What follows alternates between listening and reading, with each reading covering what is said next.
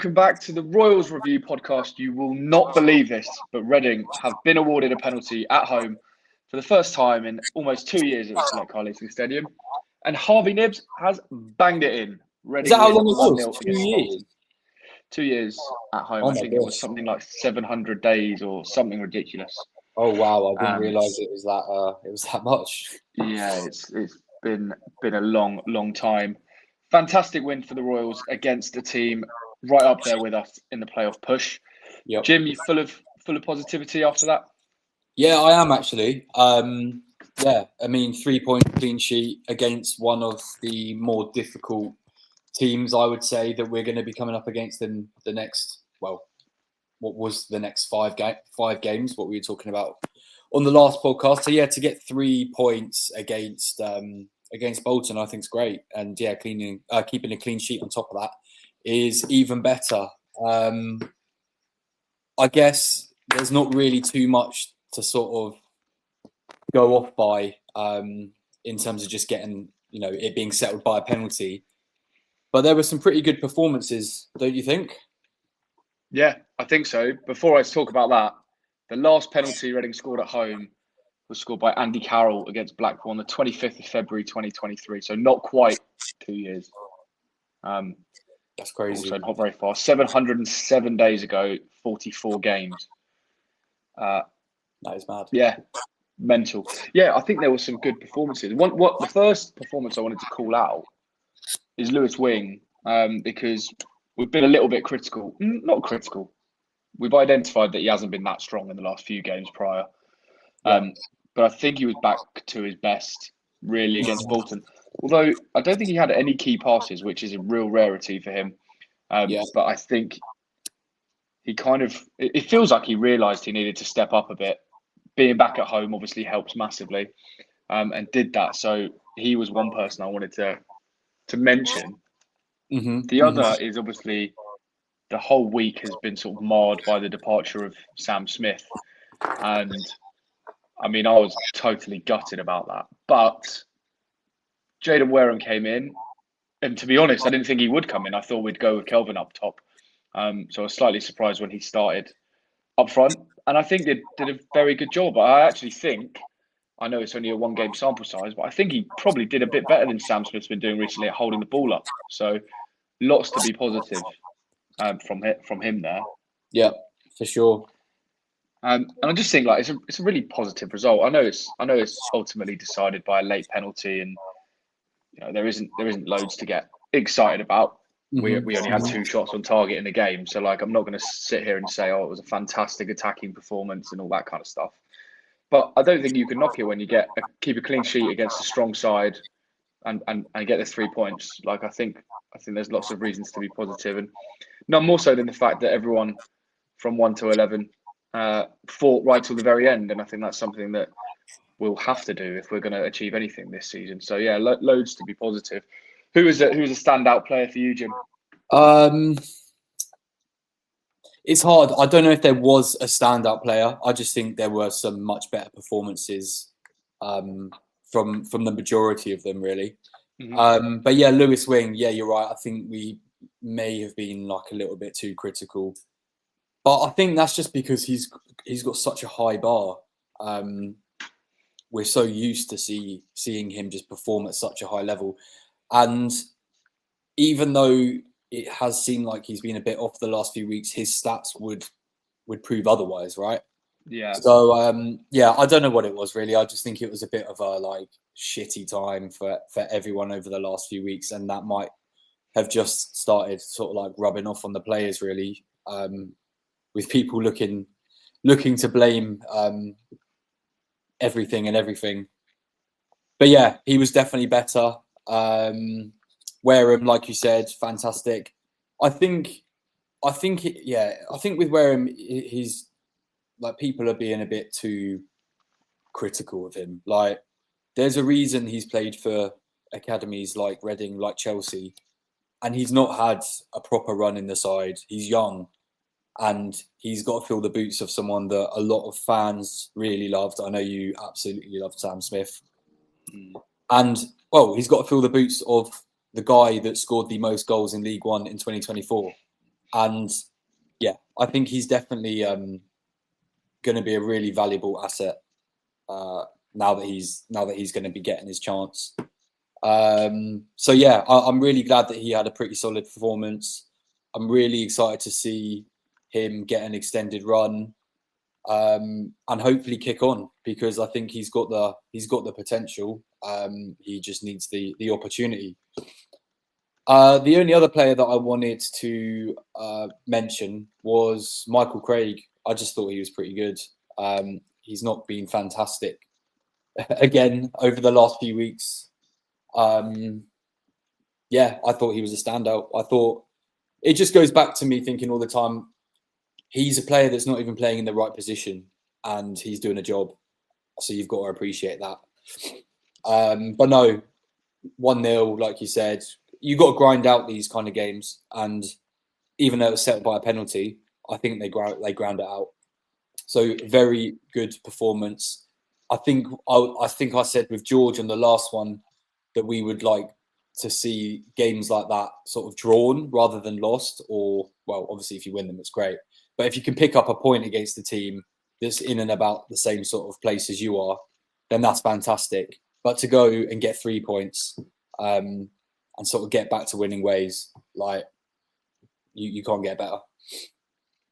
Yeah, I completely agree. I got a Michael Craig stat for you because he needs to be shouted out, because I've thought he's been terrible the last few weeks. So a good performance should be recognised.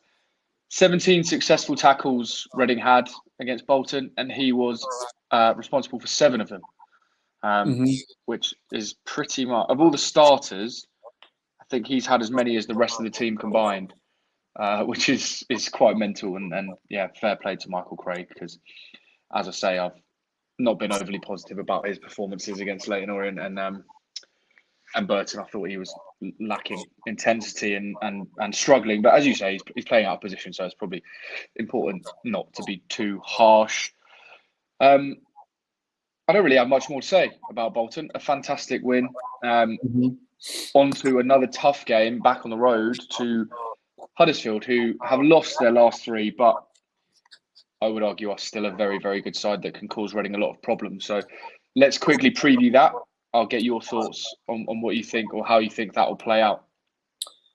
I think, yeah, kind of like this fixture against Bolton that we've just played. If we can pick up a draw, I'm more than happy with that. If we can pick up a win, that's fantastic. But yeah, another tough side. I feel like just because they might be having a bad run of form is not really, you can't sort of read into that too much. We picked up 3 points against them last time we played them earlier in the season, if I remember correctly. So more of that, hopefully. I think just to mention one last thing about the Bolton game, it looked like the team just had so much togetherness. Like they're constantly getting kicked down, but it felt like they were all so together in that game, and you could see what it was like when Knibbs tucked away the penalty and they were all running over.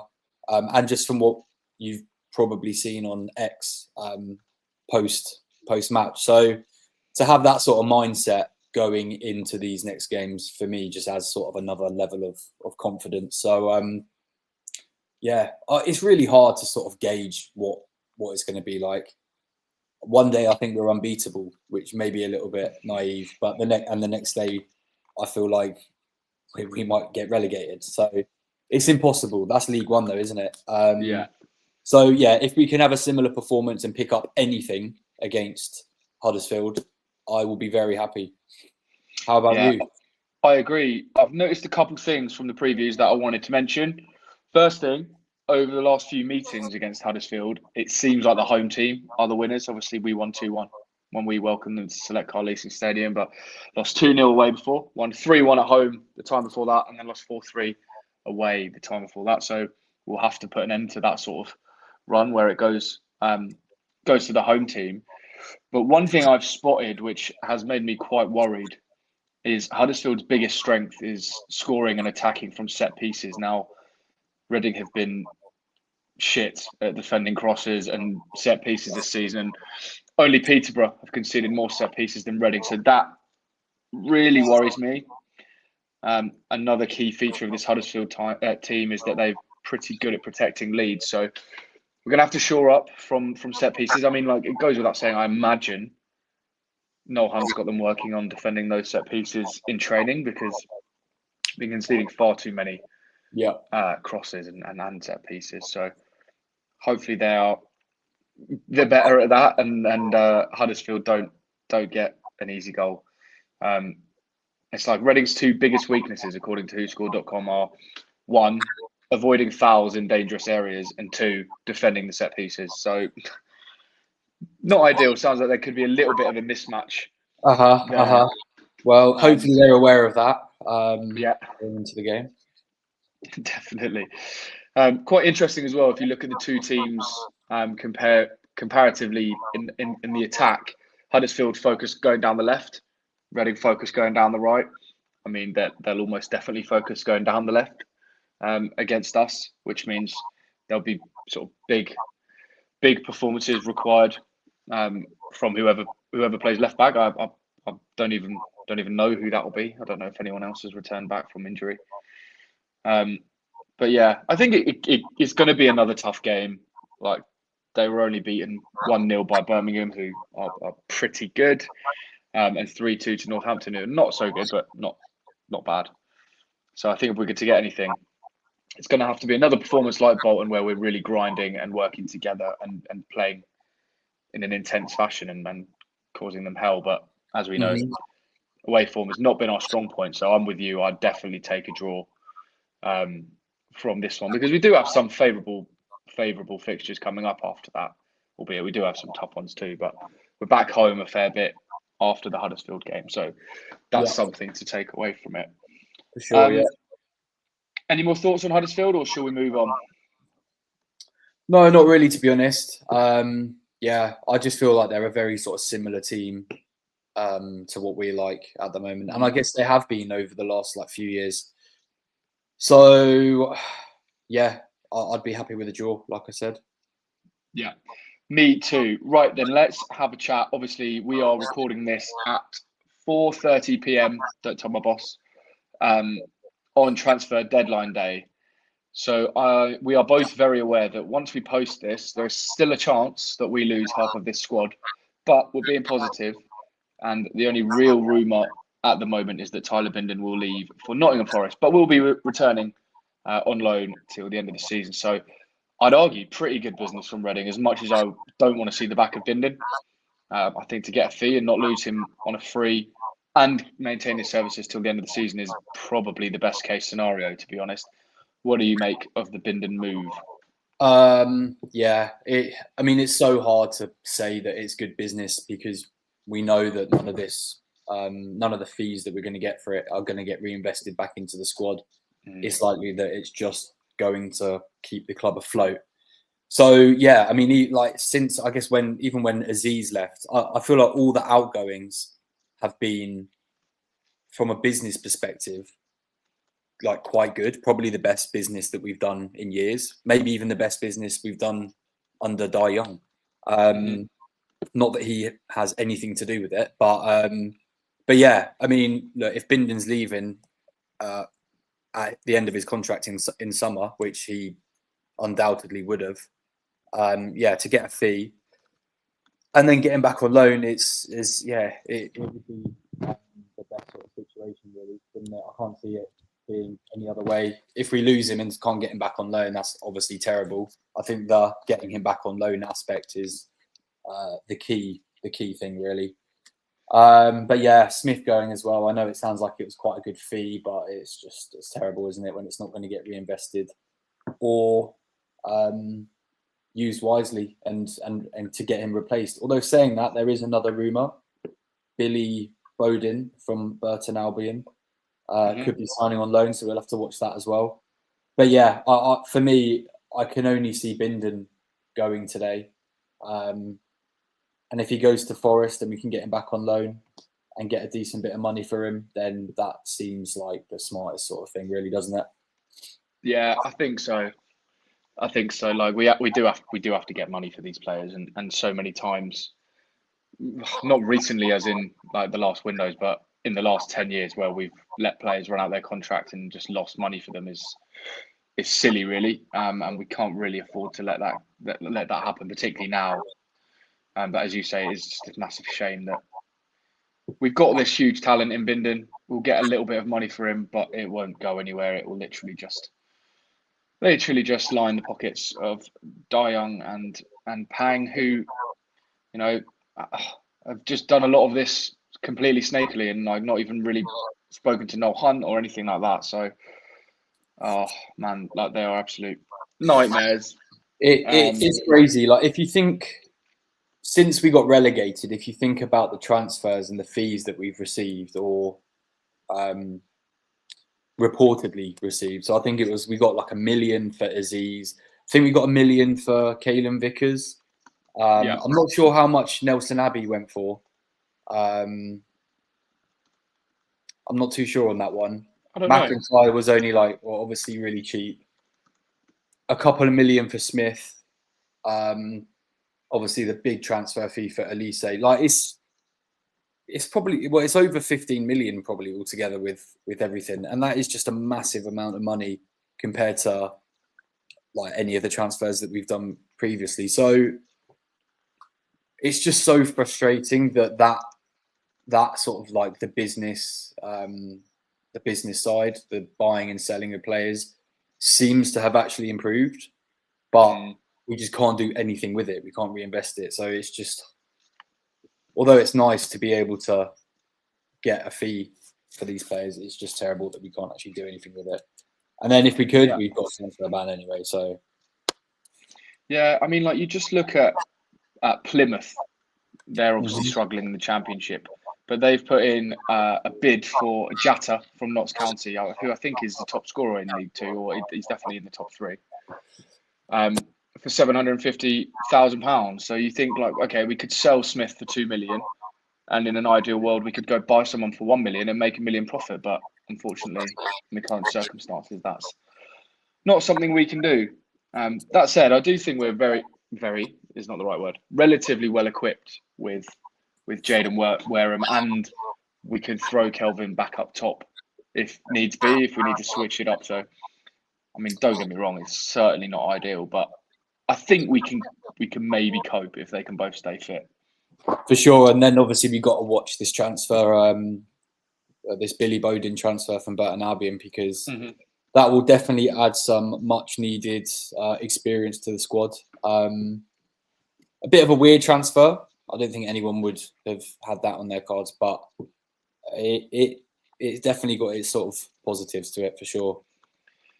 Yeah, I spoke to someone who has watched Billy Bowden quite a lot because he's an Oxford United fan, and obviously he was there for a while.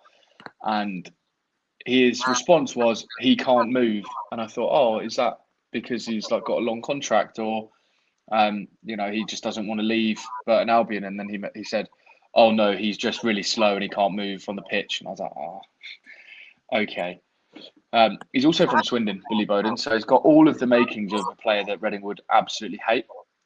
So looking forward to welcoming him and giving him our full support.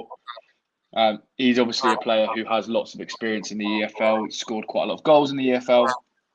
Scored 17 goals in 89 games for Oxford United, which is a pretty strong return. He scored 4 goals in 10 games with only 7 of them starts for Burton Albion. So, yeah, he knows where the goal is. And he's 32 years old, so he's got plenty of experience and could maybe even be a figure that could help Wareham along. Give him advice and be a sort of aspirational figure for him. So look, I honestly, I'd take anyone at this point. He ticks boxes, doesn't he? He ticks boxes. Yeah. Well, they can obviously afford him if we've got a strong rumour linked to him. He's got tons of experience, like you said. He knows where the goal is, like you said. It's you take anyone really, which is sad, but it could be worse, right? I think it might turn out to be a shrewd signing. Yeah, for sure. And I mean, it's a bet to nothing, isn't it? Like if it goes terribly, you'll just be on the bench. Like it's not the end of the world. We just need reinforcements. Literally. Unfortunately, that's the situation we're in.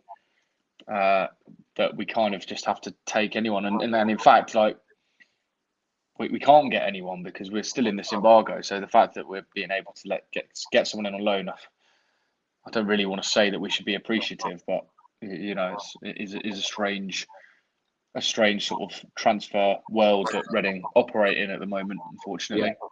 Yeah, definitely. I'm just looking to see if there's any questions. Is there anything else you wanted to cover that I've missed off? No, not really, to be honest. I think that's most things. Yeah, I just hope we don't lose anyone other than Bindon in the transfer window. That's sort of the main thing. Yeah, I mean, the worst case scenario is that there's a mass exodus today and we are left with the bare minimum.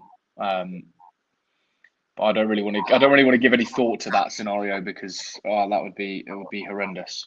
Yeah, it would be good to sort of chat about the ownership issue again at some point, but I think we'll leave that for the next one once the statement from the club has been released. But to me, it's just it kind of feels like this is tipping point now for Reading fans. There's literally nowhere else to go or no help coming from anywhere. So it's time for stuff to sort of ramp up to a level that I think most people probably never wanted it to have to get to. But we can discuss stuff like that and go over people's opinions and views on social media and everything on the next one, I think. But yeah, it's a sorry time, really, isn't it? It really is. Yeah, I think we're due a statement tomorrow, right? I believe so. Yeah. They said it was going to be They said it was going to be this week and not in January as promised. But so fingers crossed. Yeah, fingers crossed. It's actually like proper, written by a human, actually some information and not just some business waffle. But we'll find out. Right, that brings us to a close for another week. Off to Huddersfield at the weekend. Let's hope the Royals can get 3 points and get back up League One and into the playoffs. Thanks very much for watching, guys. Please like, follow, subscribe, retweet, all the good stuff. Get in touch if you have any thoughts on what we should cover, any questions. We love fielding your questions. So, enjoy the weekend. A long way to go. Hopefully we don't lose anyone else this evening, and we'll catch you next time. Come on, you are.